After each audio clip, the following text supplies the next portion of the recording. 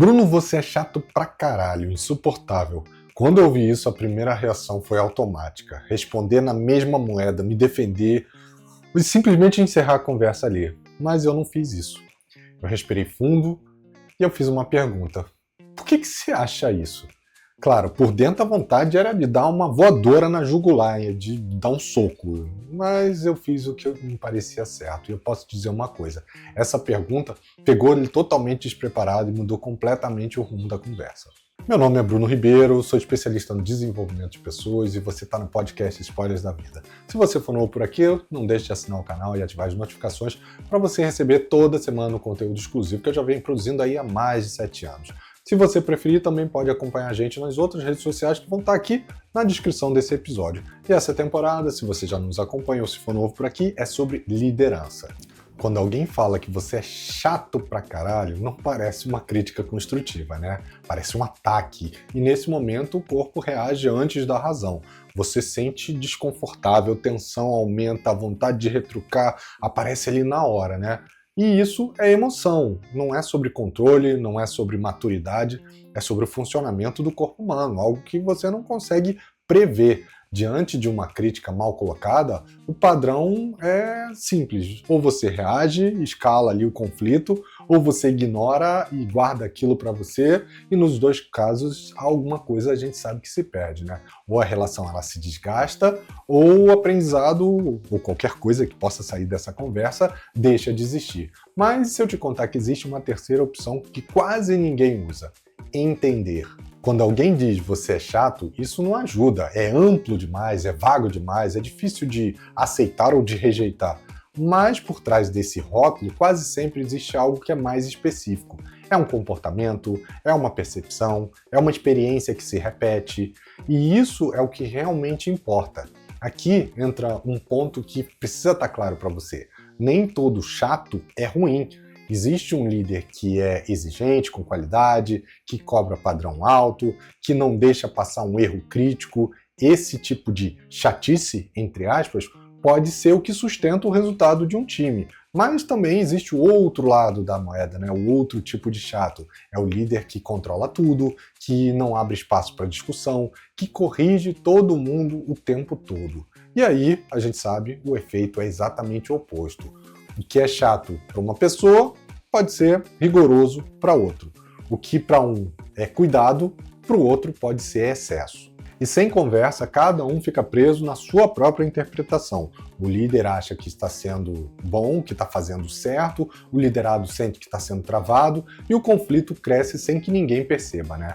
E existe uma habilidade que muda tudo nesse cenário, né? Inteligência emocional, a tão conhecida inteligência emocional. E isso não quer dizer que você vai evitar críticas, tá? Elas vão acontecer. É saber o que você vai fazer com ela.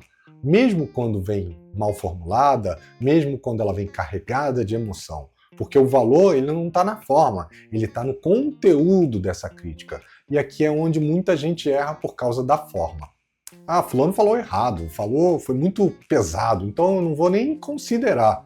Mas ao fazer isso, você perde a chance de entender algo que poderia ser relevante. Porque muitas vezes a forma é ruim, mas o conteúdo é válido. Quando alguém solta uma frase como você é chato pra caralho, normalmente não é algo isolado, né? Não surgiu naquele momento. É o resultado de várias interações pequenas que foram se acumulando e que chegaram nessa explosão. Podem ter sido interrupções que incomodaram, podem ter sido decisões que pareceram unilaterais, podem ter sido momentos em que a pessoa não se sentiu ouvida. E como isso não foi dito antes, sai de uma vez só e sem filtro. Agora presta bastante atenção no que eu vou te falar. Essa talvez seja a frase mais importante desse episódio. Quando alguém te chama de chato, essa pessoa não está descrevendo quem você é. Ela está descrevendo como se sente em relação ao seu comportamento. E isso é um recorte baseado nessas experiências específicas, em momentos concretos, em interações que foram repetidas. Ou seja, não é verdade absoluta, mas também não é irrelevante. Aqui entra um ponto importante. O nosso cérebro não é preciso, ele é eficiente. Em vez de descrever exatamente o que incomoda, ele tenta resumir. Você não me deixa falar, vira você é chato. Você controla tudo, vira você é insuportável. E essas coisas não ajudam a você a trabalhar, né? Isso não ajuda na comunicação, mas ajuda a entender por que esse tipo de crítica acontece dessa forma. Quando você está em uma posição de liderança, qualquer comportamento ganha um peso maior. Uma interrupção sua não é só uma interrupção, uma decisão sua não é só uma decisão. Para o outro, aquilo ali tem um impacto bem maior, porque existe uma hierarquia envolvida. E isso faz com que toda pequena atitude seja percebida com mais intensidade. E outra, essa análise não é só sobre você. Quando alguém te critica, essa pessoa também está falando sobre si mesma. Quem está do outro lado também tem um filtro.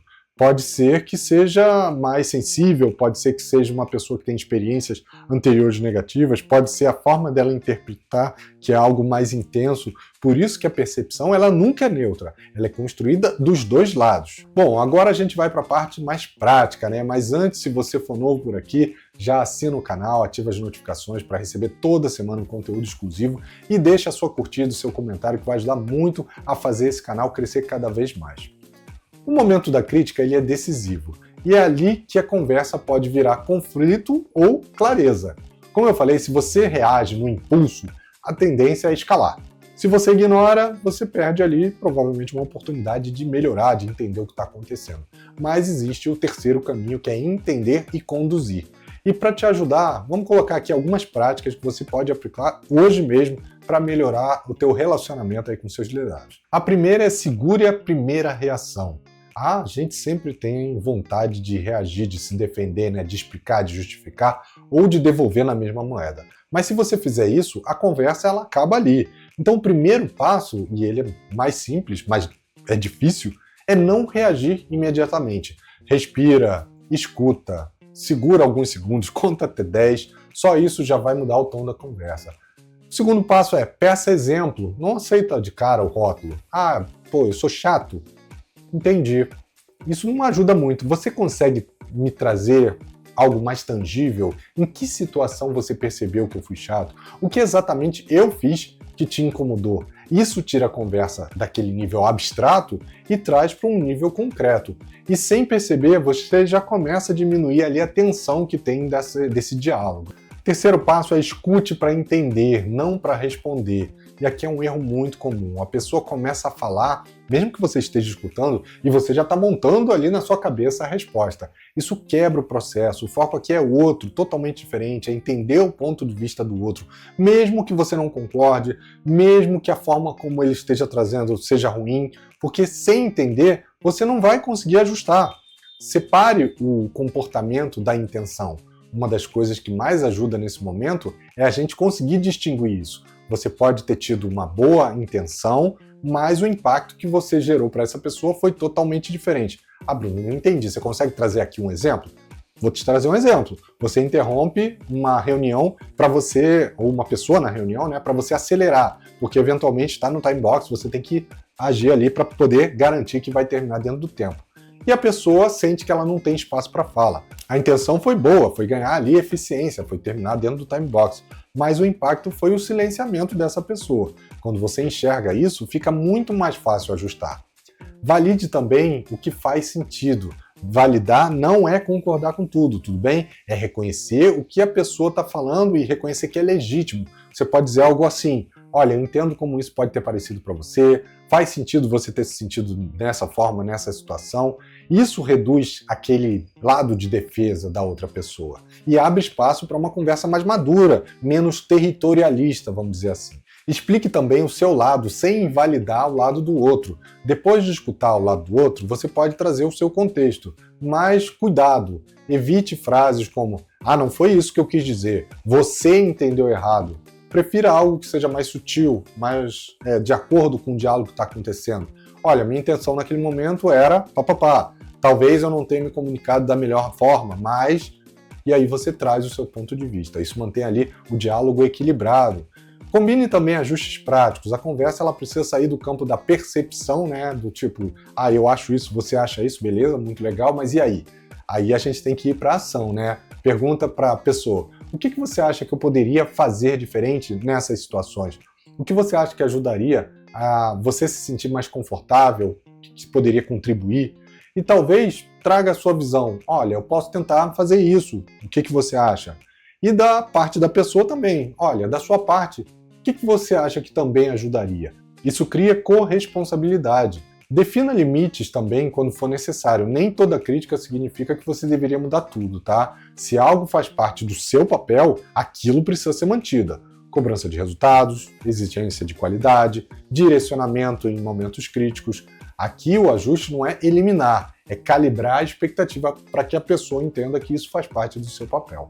E por fim, cria um ambiente onde isso possa ser dito antes. O ideal é que isso não exploda de um jeito errado, né? Mas que possa ser discutido antes que chegue nesse momento, né? Isso depende de você criar um ambiente, depende de você construir um ambiente psicologicamente seguro, né? As pessoas, elas, quando sentem segurança, elas falam antes, elas não se sentem acuadas, elas não acumulam. Então, no dia a dia, estimula ali feedbacks frequentes, espaço para que elas possam dar a opinião delas, abertura para discordar da sua opinião. É claro que, com todo respeito, isso evita o acúmulo e cria um ambiente de segurança psicológica. O desconforto, ele faz parte do processo. Essas conversas, né, elas nem sempre são fáceis. Elas dão o desconforto, elas mexem com o ego, elas exigem que desenvolva a maturidade, mas são justamente essas conversas que mais geram crescimento, tanto para o líder quanto para o liderado. Ser chamado de chato pode incomodar, pode parecer injusto, pode soar desrespeitoso, dependendo de como seja trazido, né?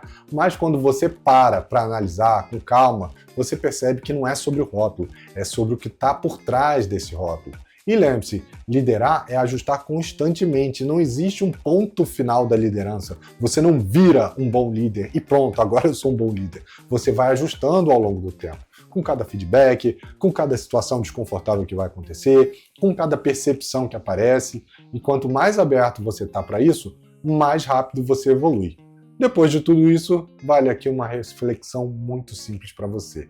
O que no seu comportamento hoje pode estar gerando ali percepções que você ainda não enxergou? E mais importante, será que você está criando espaço para ouvir essas percepções, esse feedback, ou você está fazendo com que as pessoas guardem isso para elas? Quem só se defende de uma crítica acaba não evoluindo. Quem investiga acaba crescendo e crescendo rapidamente. E se você conhece alguém que reage mal a qualquer crítica, que se fecha quando ouve algo desconfortável ou que leva tudo para o lado pessoal, compartilhe esse episódio com essa pessoa, porque no fim, como eu sempre falo, a palavra pode ser chato, pode ser dita da forma incorreta, pode ter sido num momento mais crítico, mas a gente está falando sobre maturidade, está falando sobre liderança, sobre o líder ser bem intencionado, mas perder a chance de evoluir, porque ele descarta a crítica antes de entender o que está por trás dela. E isso trava o crescimento dele. Porque sem escuta não tem ajuste, sem ajuste não tem evolução. E, reforçando o que eu sempre trago aqui, quando você curte, comenta, compartilha, interage aqui no episódio, não é só sobre o algoritmo, você ajuda o outro líder a perceber algo que pode ser essencial para ele, né? Algo que a gente vem trazendo aqui. Não é a crítica que define você, é o que você faz com ela. Então te vejo no próximo episódio, um abraço e até lá, pessoal. Tchau, tchau.